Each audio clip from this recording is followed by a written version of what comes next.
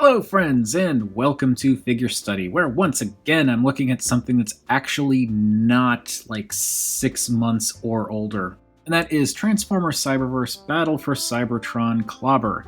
There are so many reasons why I wanted to get this figure. It actually looked cool, the armor gimmick is not intrusive, surprisingly, and also Ladybot that's not made to look like a blow-up doll. That's fantastic! I really wish that they did more of that.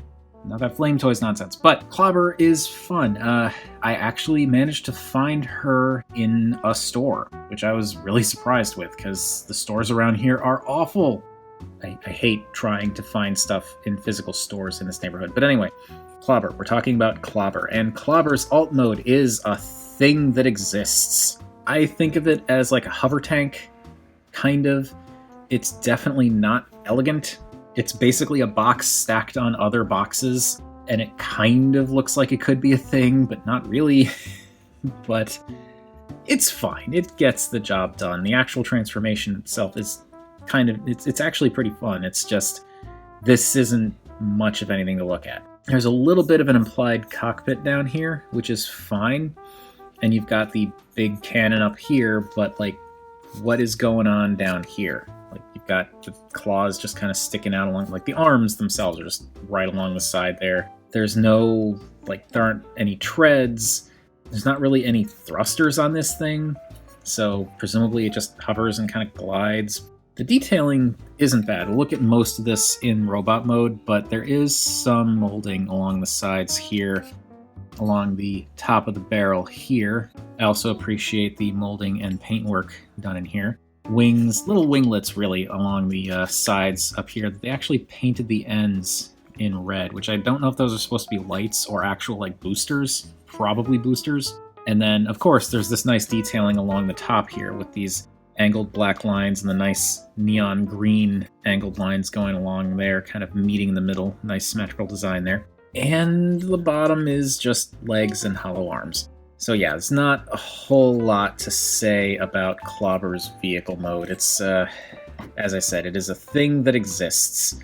And that's about all I can say for it. But it does get the job done. It looks like something big and chunky, and it could probably do some significant damage, either with the giant cannon or just forcing itself through a building.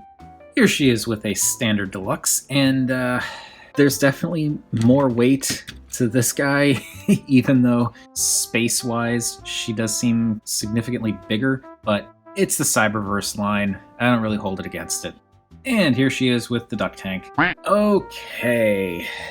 Yeah, there's really just not a lot I can say about this mode. It's, yeah, let's just get to the robot mode.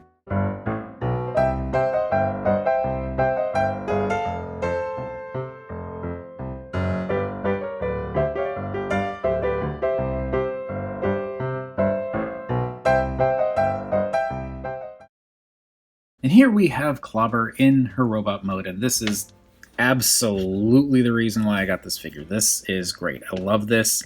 There's definitely some things that could have been done differently, which I'll get into in a minute, but I like this look overall. She's basically a lady version of Lugnut, and I'm totally into that idea. I love the look here. I love the big clampy claws, the sort of greenish caution striping along the forearms, the wings and vents along the shoulders, the way the cockpit becomes the chest and reveals this purple detailing with the Decepticon logo, which is primarily covered up by the cannon in vehicle mode. And then, of course, the big stonkin' legs. I really like this. And the color breakup's pretty nice, too, with the purple in a few key areas, and then a little bit of gray in the forearms, chest, shoulders, and then black for the biceps, thighs, and midsection there. It's a nice breakup. And that neon green in just a few places to add some extra highlights also works really well. It's a pretty clean transformation too, with, yes, hollowness, definitely hollowness. The backs of the legs I understand a bit more because the feet need to fold up in there, and then the cockpit kind of goes over top of that. So that I can give a pass. Also, worth noting, when you transform the feet, you actually can click those and lock them into place. So you don't have to worry about them flopping around. But there's definitely some rather egregious hollowness going on in the backs of the forearms. It's a Cyberverse toy. I don't know what you want. It's okay, you know? It's a shame, but not anything that, like, ruins the toy for me. The engineering's surprisingly clever, too. Like how the gimmick, which we'll get into in a minute, is entirely contained in the torso, and the fact that you've got these armatures that swing around for the transformation, but when the chest comes down, there's this little bit here that sticks out a little bit. When that goes into place, that covers up that little armature that swings around and prevents it from being able to swing down. It's actually really clever how that kind of locks it into place. One thing that does kind of bug me about this figure, though, is the way some of the articulation is hindered. And I mean, I understand, it's a simpler toy. There's definitely going to be some concessions made. That's not the issue here. The issue that I have is some of it's kind of needlessly hampered. So, removing her arm, don't worry, I'll put it back. You can see there's the socket that the ball joint sits in, but look at how far out that comes. It's just a big cylinder that the ball joint sits in, and it sits in all the way up here. So why is it so constricted? Like, you only get that much wiggle back and forth. And I don't understand why they did that. I feel like this could have been significantly shorter, like possibly even cut down to where that little support strut is in there, and it would give you much more rotation forward and back.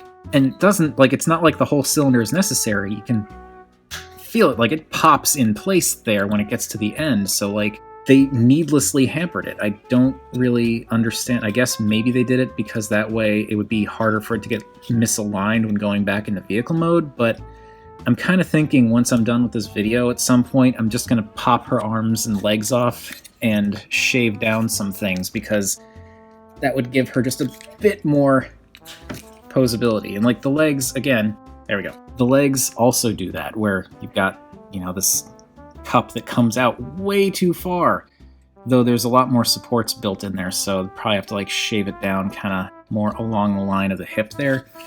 But when it's in place, you can see, like, up to there, there's nothing, and then when you click it in place, it's sitting in there, so, like, this little lip area doesn't need to be there. It hinders potential hip rotation that would work just fine. So yeah, I think I'm going to be doing that later. But gripes about baffling articulation hindrance aside, some neat design stuff going on here too, like the two toes, almost like a Ninja Turtle. There's just a little bit of molded detail going on in the legs there and on the sides with some rivets and whatnot. Not sure if I would want to panel line this or not. I don't know that it would really work with a cartoon, like a character that's really meant to have more of a cartoon aesthetic. Again, I like that very beefy cockpit chest. It's a really cool look. And like the kind of ribbed midsection there. It's a cool detail that I like on any robot figures, where they've got this kind of, I don't know, like a washboard, not washboard, but you know what I mean, like this kind of layered effect going on in like a midsection. I don't know why that always appeals to me with robot figures, but it does. And again, venting for the shoulders and little winglets, the big canister forearms with the neon green caution striping going around, and the big clamp hands. And around the back, it's mostly just hollow bits, and then that actually pretty cool looking back. The head is definitely a lug nut head. Slightly more feminine just in the mouth section, really, I think. That's like the shape of the eye and the lips are like a little bit more feminine than a typical lug nut look, but not like ridiculously so, which is fine by me. It does kind of suck that her head is just attached to this big bar armature thing that's means that she cannot look in any direction whatsoever. Whatever, at least they painted her eye, which is good, but it would have been nice if maybe they painted the top of her head to kind of, you know, like the same purple color here. Possibly done just a little bit of work on the lips there, which is stuff I could potentially do myself, though I don't know, like, I can't get close to matching this purple. There's no way. So I don't quite know if I'm going to paint the top of her head or not. And I don't really know how much painting I would do on this figure anyway, because I could definitely do some painting to make it more in line with the cartoon model, but when I was looking at the screenshots for comparison, there are actually a lot of liberties being taken here, so I probably wouldn't go too crazy with it.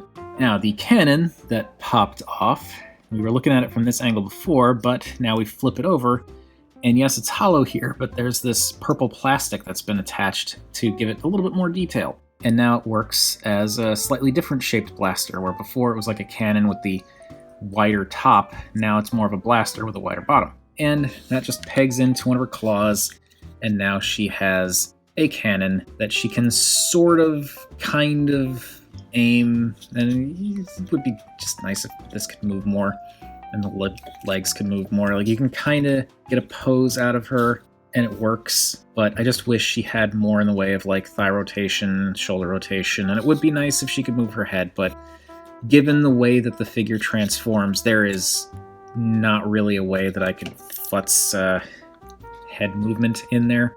All that being said, there is also that gimmick, which, as I've said, I like that it doesn't get in the way. And to do that, you just pull this down. This will unlock it. So if it's up all the way, it's locked in place. Pulling it down will unlock it. Also, pushing in, when you put the cannon in, you can see there's this little black piece there that when you move this, that moves down. Nope. Stay locked. Okay. When you push this in place, this little purple bit here actually pushes that plate down and will unlock this. So you can put the cannon in place and then pop it out to set off the gimmick, but I prefer to just have that in her hand and pull this down. So I'm going to pull it down to get this framed a little better. Okay, and my apologies to the cats in advance for this. So pull down the lever, move my hand, and there we go. The Energon armor comes out, and it looks like Energon armor.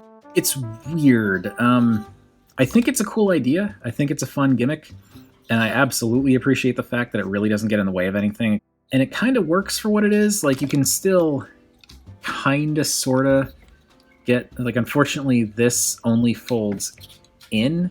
It doesn't go out past this point. So, like, if you wanted to have her, you know, aiming like this, it would start to mess with the armor a bit. Though I suppose you could kind of work it around like this, and it still sort of works. It does get in the way a little bit, but because the head doesn't rotate, it's, you know, it's only really the arms and only from certain angles. But I think this is kind of a cool idea. It does suck that this is super loose, and because it's super loose, it's really, like, yeah. I do wish that this could do something to kind of friction in place a little bit better on the chest there, because it's really easy when moving the figure around to bump it, and suddenly, like, this is happening, and it just looks weird. I think for what it is, it's cool. The thing that kind of bums me out about the Energon armor is there's actually a lot of nice detail molded in here, but because it's all translucent green plastic, you can't really see it. And that's a little bit of a bummer. I'm kind of thinking what I want to do at some point maybe is go in here and do like a little bit of painting on the inside of the armor. Though the problem with that is it might scratch off. It might affect, you know, this whole section in here depending on what hits what. Like, I don't want to mess this whole thing up. So I don't know. I don't know if I want to do it because it is just a gimmick that you can easily ignore. But as I said, I appreciate the fact that it doesn't get in the way. And I do think for what it is, it actually looks pretty neat. So with all that taken care of, let's move her back here again so we can do our last round of size comparisons. Here she is with a standard deluxe, and you can see that she's a little bit taller and definitely bulkier size-wise than standard deluxe, though again, there's a lot of hollowness going on there, so she looks denser, but she isn't actually denser than a standard deluxe. And here she is with the duck tank. So yeah, I definitely have some issues with Clobber, but really, I don't care. She is fun. She's fun to mess with, fun to transform, even with the simplicity. The gimmick is entertaining. I really like it. I like this figure even though it's a simpler kind of kitty line thing. Yeah, let's just fold this in. To fold this back up, you want to kind of tuck things around like this, and then fold the spring-loaded shoulder bits in, and then this all swings back around and rests inside the body cavity there, and then you can close this up, lock that into place, and you are good to go. But yeah, fun figure, as I said. Simple, yes. Definitely not designed for the collector, but I really don't care.